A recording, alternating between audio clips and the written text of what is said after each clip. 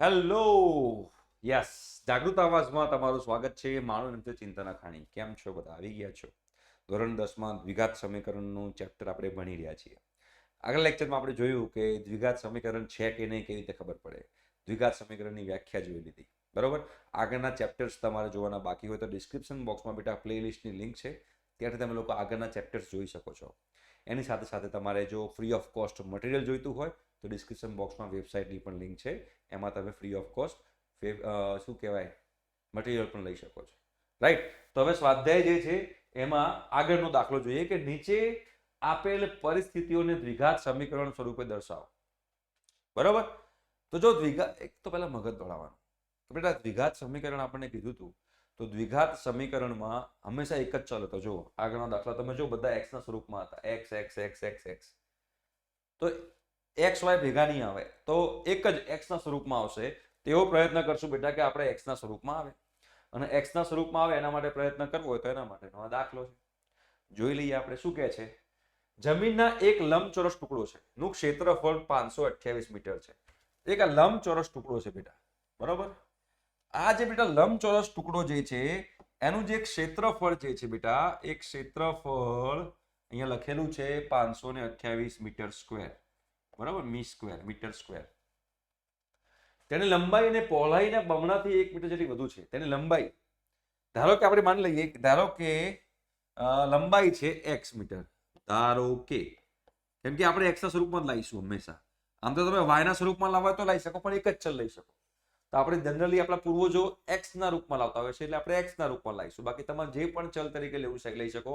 x લઈ શકો, y લઈ શકો, z લઈ શકો, p q r s t abcd નો કોઈ બી વસ્તુ તમે લઈ શકો.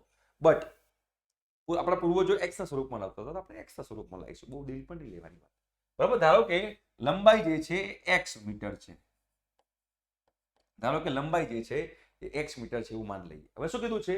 લંબાઈ જે છે પહોળાઈ કરતા બમણાથી 1 મીટર જેટલી વધુ છે, બરાબર. તો ધારો કે નાનું છે ને, આપણે એને ધાર લઈએ, નાનાને ધાર દઈએ તો આપણે ઈઝી પડશે. નાની પહોળાઈ છે તો પહોળાઈને x ધાર દઈએ. ધારો કે પહોળાઈ x છે, જે નાનું હોય ને એને ધારશો તો ઈઝી પડશે. ધારો કે પહોળાઈ જે છે એ x મીટર છે, બરાબર. પહોળાઈ x મીટર છે. હવે શું કીધું છે? લંબાઈ જે છે એ પહોળાઈ કરતા બમણાથી 1 મીટર વધુ છે. મતલબ કે પહોળાઈની 2 ગણા કરું, પહોળાઈના 2 ગણા કરું અને એમાં 1 ઉમેરું તો એ લંબાઈ થઈ કહેવાય. તો લંબાઈ કેટલી થશે જુઓ. તો લંબાઈ થશે પહોળાઈના 2 ગુણા કરું એટલે કે 2x કરું. પહોળાઈના 2 ગુણા કર્યા અને એમાં 1 ઉમેરી દઉં બેટા, તો આ જે છે મારી લંબાઈ થઈ ગઈ કહેવાય. લંબાઈ જે છે પહોળાઈના 2 ગુણા કરતા 1 વધારે છે, 2x વત્તા 1 થઈ. હવે ક્ષેત્રફળ એટલે શું આપણને ખબર છે. શું બેટા જુઓ, ક્ષેત્રફળ મતલબ થાય છે કે લંબાઈ ગુણ્યા પહોળાઈ. આપણને એ તો ખબર જ છે ને કે ક્ષેત્રફળ જે છે એ લંબાઈ ગુણ્યા પહોળાઈ થાય છે, એ તો આપણને ખબર જ છે. હવે બેટા એ આપણને ખબર હોય તો ક્ષેત્રફળ તો આપણને 528 આપેલું જ છે ને. તો 528 બરાબર લંબાઈ કેટલું છે? લંબાઈ છે 2x વત્તા 1 અને પહોળાઈ છે x. બસ, તો હવે સાદરૂપ આપો એટલે તમારો બેડો પાર થઈ ગયો. ચલો, તો શું થશે જુઓ, 528 અહીંયા x ની અંદર ગુણી દઈએ તો 2x નો વર્ગ વત્તા x થાય કે ના થાય? 528 ને આ બાજુ લઈ જઈએ શું થાય? 0 બરાબર 2x નો વર્ગ વત્તા x માઇનસ 528. તો અમારું દ્વિઘાત સમીકરણ બની ગયું. જો સિમ્પલ જ છે બેટા, કશું અઘરું નથી, બરાબર. ડન. દાખલો સિમ્પલ છે. હવે ધારો કે બે ક્રમિક ધન પૂર્ણાંકોનો ગુણાકાર 306 છે અને આપણે આ પૂર્ણાંકો શોધવા છે, તો આનું મારે દ્વિઘાત સમીકરણ બનાવવું છે. તો સિમ્પલ છે. એવું ધાર લેવાનું કે ધારો કે એક પૂર્ણાંક x છે, ધારો કે એક પૂર્ણાંક જે છે, એક પૂર્ણાંક જે છે એ x છે. એના પછીનો પૂર્ણાંક શું હોય? એમાં એક ઉમેરો તો બીજો પૂર્ણાંક ના થઈ ગયો કહેવાય? તેમ કહેવાય કે ના કહેવાય? એના પછીનો ક્રમિક પૂર્ણાંક, એના પછીનો બેટા જે ક્રમિક પૂર્ણાંક જે છે એના પછીનો ક્રમિક પૂર્ણાંક x વત્તા 1 છે, બરાબર. સિમ્પલ. અને એ બેનો ગુણાકાર 306 છે, તો આવું લખી શકાય ના લખી શકાય? x કૌંસમાં x વત્તા 1 બરાબર 306. સિમ્પલ કે નહીં? એકદમ સિમ્પલ. હવે x ને આપણે અંદર ગુણી દઈએ તો શું થાય? x ગુણ્યા 1 x નો વર્ગ, x ગુણ્યા 1 x બરાબર 306. એને આ બાજુ લાવી દો તો એક્સ સ્ક્વેર વત્તા એક્સ માઇનસ 306 બરાબર 0. તો આ થઈ ગયું તમારું દ્વિઘાત સમીકરણ. તો પહેલાનું દ્વિઘાત સમીકરણ મને અહીંયા મળી ગયું, બીજાનું દ્વિઘાત સમીકરણ મને અહીંયા મળી ગયું. તમને સિમ્પલ દ્વિઘાત સમીકરણ જે છે બનાવતા આવડતા હોય તો કોઈ ટેન્શન લેવાની જરૂર છે નહીં. અને પછીનું એક્ઝામ્પલ જોઈએ. રોહનની માતા તેના કરતા 26 વર્ષ મોટા છે. બરાબર. આજથી 3 વર્ષ પછી તેમની ઉંમર દશાંશ સંખ્યાનો ગુણાકાર 360 હોય તો આપણે રોહનની હાલની ઉંમર શોધવી છે. બરાબર. જે નાનું હોય ને x ધાર દેવાનું. તો ધારો કે રોહનની ઉંમર x છે એવું માની લઈએ. બરાબર. ધારો કે કોઈ ખોટું ના લાગવું જોઈએ. ધારો કે શું ધારું બેટા? રોહનની ઉંમર જે છે એ રોહનની ઉંમર x વર્ષ છે. બરાબર. એની માતા 26 વર્ષ એના કરતા મોટી છે. તો માતાની ઉંમર શું થાય? હાલની ઉંમર. આ રોહનની હાલની ઉંમર છે. તો માતાની હાલની ઉંમર શું થાય? માતાની જે હાલની ઉંમર છે એ માતાની હાલની ઉંમર થશે x વત્તા 26. કે ભાઈ રોહનમાં 26 વર્ષ નાખીએ તો એની માતાની ઉંમર બને છે. બરાબર છે. હવે શું કીધું છે? આજથી 3 વર્ષ પછી તેમની ઉંમરોનો ગુણાકાર 360 થશે. તો 3 વર્ષ પછી રોહનની ઉંમર શું થઈ? તો બંનેમાં 3 ઉમેરી દો તો 3 વર્ષ પછીની ઉંમર થાય કે નહીં? તો અહીંયા લખી શકાય 3 વર્ષ પછી રોહનની ઉંમર શું થશે? રોહનની ઉંમર થાય x વત્તા 3. અને માતાની ઉંમર શું થાય? તો બેટા માતાની ઉંમર જે છે આમાં 3 ઉમેરી દો તો x વત્તા 29 થાય. અને આ બંને ઉંમરનો ગુણાકાર જે છે એ 360 થશે. એટલે કે એવું લખી શકાય બેટા કે x વત્તા 3 અને x વત્તા 29 બરાબર 360. હવે તમારે કરવાનું શું છે? કૌંસ ખોલી દો. x ગુણ્યા x, x નો વર્ગ, x ગુણ્યા 29, 29x થશે બેટા. 3 ગુણ્યા x, 3x થશે બેટા. અને 29 તરી કેટલા થાય? 87. તો વત્તા 87 મૂકી દઈએ બરાબર 360 થાય. આખા ગામને આ બાજુ લાવી દો. શું થશે? x નો વર્ગ વત્તા 29x વત્તા 3x વત્તા 87 માઇનસ 360 બરાબર 0. તો x નો વર્ગ 29x વત્તા 3x 32x થાય બેટા. અને આમાં એ 87 બાદ કરો, 60 બાદ કરો એટલે 300 થાય. બીજા 20 બાદ કરો એટલે 280 થાય. અને બીજા 7 બાદ કરો એટલે 273 થાય. તો માઇનસ 273 બરાબર 0. તો આ થઈ ગયું દ્વિઘાત સમીકરણ. જે દાખલા નંબર 3 હતો એનું દ્વિઘાત સમીકરણ મેં અહીંયા આગળ લખી નાખ્યું. બહુ સિમ્પલ છે બેટા, બહુ સિમ્પલ છે. મગજ તોડાવો એટલે ફટાફટ થઈ જાય. ટેન્શન લેને કા નહીં દેને કા. બરાબર. ચલો નેક્સ્ટ વાંચો શું કહે છે, સમજવાનો પ્રયત્ન કરીએ આપણે. એક ટ્રેન 480 કિલોમીટરનું અંતર અચળ ઝડપથી કાઢે છે. જો ઝડપ 8 કિલોમીટર પ્રતિ કલાક ઓછી હોય તો આટલું જ અંતર કાપવા માટે તેને 3 કલાક વધુ લેશે. તો ટ્રેનની ઝડપ શોધો. બરાબર. ચલો તો એક આપણે લઈ લઈએ કે ધારો કે ટ્રેનની ઝડપ છે x કિલોમીટર પ્રતિ અવર. આપણે એવું માની લઈએ. ધારો કે ટ્રેનની ઝડપ જે છે x કિલોમીટર પ્રતિ અવર પ્રતિ કલાક જે છે એ એની ઝડપ છે એવું માની લઈએ. બરાબર. હવે 480 કિલોમીટર અંતર કાપવાનું છે. તો 480 કિલોમીટરનું અંતર કાપવું હોય તેના માટે લાગતો સમય શોધો. એવું લખાય કે x કિલો 83 મૂકો. x કિલોમીટર અંતર કાપતા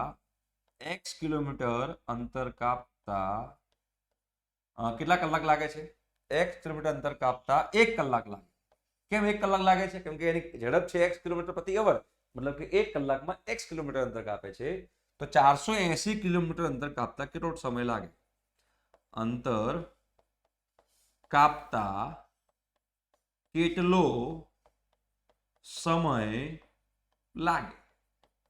તો બેટા 83 મૂકી તો 480 ગુણ્યા 1, 480 ગુણ્યા 1 ના છેદમાં x બરાબર 480 ના છેદમાં x. આટલો સમય લાગ્યો.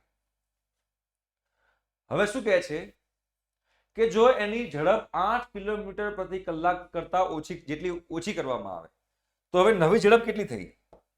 તો બેટા નવી ઝડપ જે છે, નવી ઝડપ થઈ ગઈ કહેવાય x - 8 કિલોમીટર પ્રતિ અવર. કેમ આવું થયું? કેમ કે એવું કીધું કે ટ્રેનની જે ઝડપ જે છે એ 8 કિલોમીટર પ્રતિ કલાક ઓછી હોય, એટલે જે આપણે ધારેલી હતી એના કરતા 8 કિલોમીટર પ્રતિ કલાક ઓછી હોય તો આટલું જ અંતર કાપવા માટે 3 કલાક વધુ લે છે. 3 કલાક વધુ લે છે. બરાબર છે? આટલું અંતર કાપવા માટે એ 3 કલાક વધુ લે છે. ખબર પડી? એટલે હવે સમજો કેટલો સમય લે છે. તો હવે એવું કહેવાય કેટલું અંતર કાપવાનું છે? 480. તો એવું કહેવાય, હવે એવું કહેવાય કે બેટા સેમ કે x - 8, જો પહેલા x કિલોમીટર અંતર કાપવા માટે 1 કલાક લાગતો હતો, હવે એની જગ્યાએ શું લાગશે? x - 8 કિલોમીટર અંતર કાપતા લાગતો સમય છે 1 કલાક. તો 480 કિલોમીટર અંતર કાપવા માટે લાગતો સમય કેટલો? બરાબર? કેમ કે હવે ઝડપ થઈ ગઈ છે x - 8 કિલોમીટર પ્રતિ કલાકની, મતલબ કે 1 કલાકમાં આટલું અંતર કાપે છે x - 8. તો શું થાય? 480 ના છેદમાં x - 8. આ સમય થયો કહેવાય. હવે આ સમય ને આ બી સમય છે, પણ આ જ્યારે x કિલોમીટર પ્રતિ કલાકની ઝડપથી ટ્રેન ચાલતી હતી ત્યારે લાગતો સમય છે, અને આ x - 8 કિલોમીટર પ્રતિ કલાકની ઝડપથી ચાલતી હોય ત્યારે લાગતો સમય છે. શું કહે છે કે 3 કલાક વધારે લે છે. મતલબ કે આ સમય જે છે એ આના કરતા 3 કલાક વધારે છે. મતલબ કે ધારો કે આ 2 કલાક હોય તો 5 કલાક છે, ધારો કે આ 6 કલાક હોય તો 9 કલાક છે, ધારો કે 10 કલાક હોય તો 13 કલાક છે. મતલબ કે આમાં હું 3 કલાક ઉમેરું તો આ બંનેને સરખાઈ શકું. આમાં 3 કલાક ઉમેરવાથી હું આ બંનેને સરખાઈ શકું. ખબર પડી? ક્લિયર થાય છે? બરાબર? તો મારે સરખાવવું શું કરવાનું છે? મારે બેટા સરખાવવું હોય તો મારે આમાં 3 ઉમેરવા પડે. શું થાય? કેમ કે એ 3 કલાક સમય ઓછો છે એટલે 480 ના છેદમાં x, એમાં હું 3 કલાક ઉમેરું તો આના જેટલું થાય. કોના જેટલું થાય? આના જેટલું. 480 ના છેદમાં x - 8. 480 ના છેદમાં x - 8 આના જેટલું થાય. બસ હવે આનું સાદુરૂપ આપવાનું છે. તો પહેલા એ લસા લઈ લો. તો એ લસા કેટલો આવશે? x લસા આવે તો 480 વત્તા 3x ના છેદમાં x. બરાબર છે? લસા લીધો મેં, અહીંયા x ગુણાય. બરાબર? અહીંયા શું આવશે? 480 ના છેદમાં x - 8.